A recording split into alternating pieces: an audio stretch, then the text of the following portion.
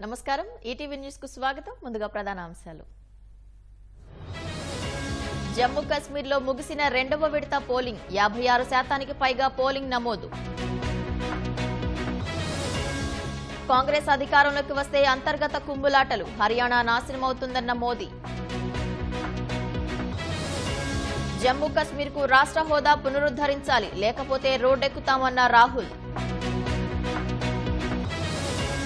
హర్యానా ఎన్నికల్లో కీలకంగా జాట్లు 37 స్థానాల్లో ప్రభావం